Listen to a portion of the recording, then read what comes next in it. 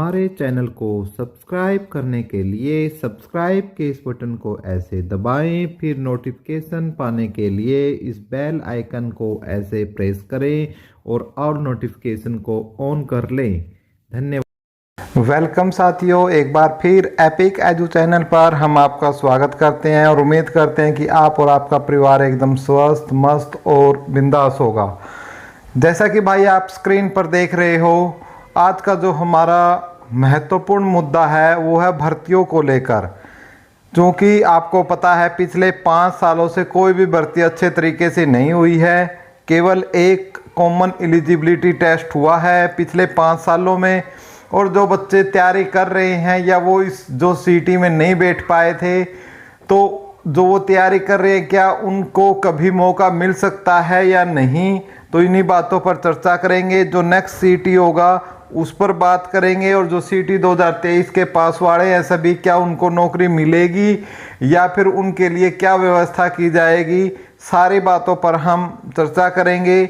और ये जो सिचुएशन है बताई जाएगी आपको, बीजेपी सरकार आने पर क्या होगा, और कांग्रेस सरकार यदि बाई चांस हरियाणा में आ जाती है तो फिर स्थिति क्या बनती है, उस पर भी हम क्या है विचार आपके साथ साझा करने वाले हैं। तो भाई यदि आप इनमें इंटरेस्टेड हो, थोड़ा बहुत भी यदि आपको लगता है जानकारी चाहिए, तो आप वीडियो पर बने रहिए। आपको ये लगता है कि मेरा टाइम की वेस्टेज है, तो भाई आप छोड़कर अपनी पढ़ाई वगैरह पर कंसंट्रेट आप लगातार कर सकते हो। तो भाई वीडियो पर चले उससे पहले रिक्वेस्ट है कि आप चैनल को सब्सक्राइब कर लो। सब्सक्राइब करने का तरीका वीडियो के शुरू में मैंने आपको बता दिया है। साथ के साथ आप टेलीग्राम चैनल पर भी हमारे साथ जुड़ सकते हो। तो भाई देखो, बीजेपी सरकार ने अपना, आपको पता ही है, ये जो घोषणा पत्र है वो जारी कर दिया है। ठीक है, बीजेपी सरकार ने अपना घोषणा पत्र जारी कर दिया है, और उसमें कुल ऐसे 20 पॉइंट रखे गए हैं, जिसमें बिना पर्ची बिना खर्ची के आपकी 2 लाख नौकरियों का भी वादा किया गया है। लेकिन हमारा तो भाई और चीज़ों से हमें तो कोई इतना ज़्यादा लेना देना नहीं है। युवाओं को तो क्या है भाई, नौकरी चाहिए, रोज़गार चाहिए। अब इनके लिए तो क्या है कि भाई जो सीईटी है, ठीक है, जो 2023 हुआ था, जो इन्होंने दे रखा है, इनको भी जॉब दे सरकार। ठीक है, साथ के साथ नया सीईटी भी ले। ठीक है, तो इसको लेकर यदि मैं बात करूं, पहले नए सीईटी को लेकर पहले ये हम बीजेपी के घोषणा पत्र में देखते हैं कि क्या क्या बात रखी गई है, फिर मैं और बातें भी आपको बताऊंगा।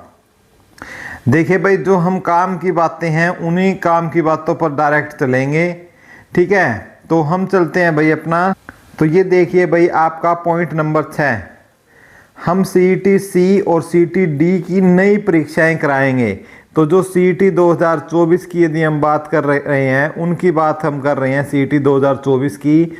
यदि बीजेपी की सरकार आती है तो भाई बीजेपी ने अपना रुख स्पष्ट कर दिया है कि जो सीईटी पॉलिसी है वो उसको ड्रॉप नहीं करने वाली है, वो सीईटी पॉलिसी को जारी रखेगी, और आपका सीईटी का ग्रुप सी के लिए और डी के लिए अलग अलग आपके एग्ज़ाम हैं, वो आपके एग्ज़ाम होंगे।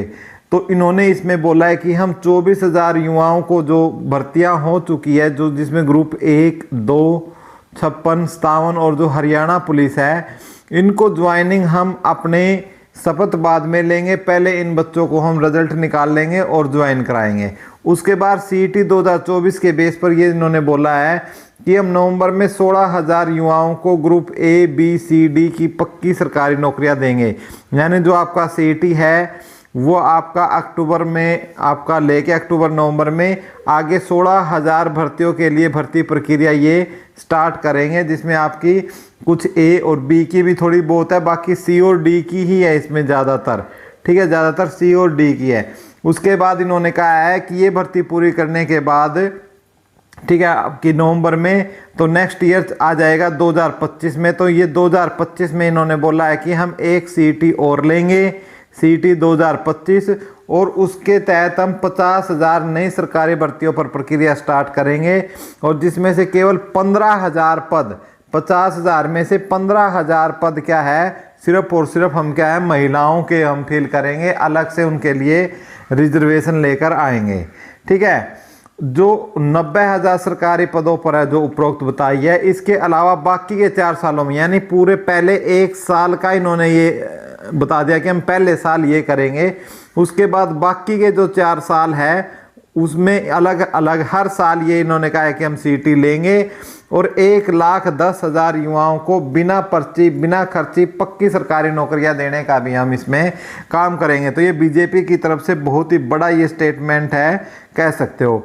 अब आप बोलोगे कि सर 2023 में जो एक हुआ था उसमें तो पूरे पाटे नहीं इनके, तो बिल्कुल ये आप अपनी जगह भी सही हो, लेकिन सरकार ने उनके लिए भी क्या है एक व्यवस्था की है। आप देख सकते हो पॉइंट नंबर 7 में, सीटी की परीक्षा पास करने वाले सभी युवा जिनको 1 साल में नौकरी नहीं मिली उन्हें अगले 2 वर्षों तक सक्षम युवा योजना के तहत, जो सक्षम युवा योजना है उसके तहत 100 घंटे का काम दिया जाएगा और उनके बदले में 9,000 रुपये महीना, ठीक है, 9,000 रुपये पर मंथ क्या है उनको सैलरी दी जाएगी। जितने भी देखो आप कितने, आपको पता है लगभग आपके 3,59,000 के आसपास जो है सीटी है जो पास हुए थे ग्रुप सी में, तो उनमें से अभी तक लगा तो कोई भी नहीं है, ज़्यादातर 20-30, 3 लाख ये 60,000 में से 30 लग जाएंगे, तो 3,30,000 जो बच्चे हैं उनके लिए इन्होंने बोला है कि 100 घंटे का काम सक्षम योजना के तहत आपको 9,000 रुपये पर महीने के आपसे दिए जाएंगे। और एक और जो पास हुए हैं सीटी वाले, सीटी की परीक्षा पास करने वाले वे युवा जिनको नौकरी नहीं मिली है वे अपना व्यवसाय शुरू करने के लिए 5 लाख रुपए तक का ब्याज मुक्त ऋण ले सकेंगे। यदि उनको नौकरी नहीं मिली है और सीटी का उनका पेपर पास हुआ है तो उनको 5 लाख का जो है वो लोन दिया जाएगा भाई, ठीक है, 5 लाख का लोन दिया जाएगा और बिना ब्याज के दिया जाएगा, ठीक है। और जो प्राइवेट में भी इनको हरियाणा कौशल में भी इनके लिए स्किल और जो ट्रेनिंग है वो करवाई जाएगी बच्चों को, ठीक है। तो ये अपडेट आ रही है भाई आपकी बीजेपी की तरफ से, यदि बीजेपी की सरकार आती है तो, ठीक है। लेकिन एक बात तो कहीं ना कहीं सच्चाई है भाई, बीजेपी सरकार ने ही ट्रेंड लेकर आए हैं। हरियाणा के अंदर 2014 से पहले कोई पेपर नहीं होता था और भर्तियाँ कैसे होती थी वो अपने पुराने जो आपके भाई बहन या ताऊ चाचा या आपके पापा है उनसे आप पूछ सकते हो, हम तो क्या बताएं, ठीक है। तो ये तो एक सच्चाई ईमानदारी की बात है कि सीएम जो मनोहर लाल खट्टर थे तत्कालीन, उन्होंने काफ़ी अच्छा ये काम इसमें किया है। और उसके बाद जब सीएम नायाब सिंह सैनी आए और चेयरमैन हिम्मत सिंह जी आए, इन्होंने भी बड़ी ईमानदारी से ही वही काम किया है, चाहे ग्रुप डी के रिजल्ट की बात हो, चाहे टीजीटी के रिजल्ट की बात हो या 56-57 के रिजल्ट की बात हो, सभी को लेकर, ठीक है। तो ये तो भैया आपका हो गया सारा अपडेट, ठीक है, जो भी जानकारी आपको देनी थी। अब भाई कांग्रेस आई तो क्या होगा, तो भाई कांग्रेस ने अपना जो मैनिफेस्टो है, ठीक है, जो मैनिफेस्टो है वो जारी किया है भाई। उन्होंने उसमें कहीं भी जो सीटी का है उन्होंने नहीं बताया कि हम सीटी करवाएंगे, सीटी चालू रखेंगे या सीटी को बंद करेंगे, ठीक है। क्योंकि हर जगह आपने देखा होगा भूपेंद्र सिंह हुड्डा जी जगह जगह एक ही कमेंट करते हैं कि हम जो सीटी पॉलिसी है इसको ख़त्म कर नए सिरे से हम एक अच्छी और बढ़िया पॉलिसी बनाकर जिसमें बिना खर्ची, जिसमें कोई आपका मतलब है पूरी पारदर्शिता के साथ आपको नौकरी दी जाएगी, ठीक है। बाकी आप पारदर्शिता के मामले में आप जो इनके जिनको टिकट मिली हुई है एमएलए के लिए, जो अपने अपने हलके से लिए, जो कांग्रेस की जिनको टिकट मिली है भाई, जो उम्मीदवार खड़े हैं हाल फिलहाल, लेकिन कुछ उन्होंने निराश जरूर किया है भाई युवाओं को, ठीक है। चाहे असंध हल्के से गोगी हो या कोई अन्य हो, सभी ने एक ये स्पष्ट बोल दिया है कि भाई 50 वोट हमें दो आप, और 50 वोट पर क्या है आप एक सरकारी नौकरी लो। इस प्रकार के जो बयान है ये लगातार जो है इनके जो कैंडिडेट्स है अलग अलग वहाँ से दे रहे हैं, जिससे युवाओं का इनके ऊपर से विश्वास उठता जा रहा है और विश्वास उठना लाजमी भी है भाई। और आपके अपने क्या विचार है भाई, आप कमेंट बॉक्स में ज़रूर करें कि आप किसको, आपका जो वोट है वो आपका अधिकार है और आपके हिसाब से नौकरी के यदि परिदृश्य में बात करें तो कौन सी सरकार अच्छी रहेगी युवाओं के लिए। तो भाई यही आपको अपडेट देनी थी। जय हिंद साथियों, जय हरियाणा, जय भारत।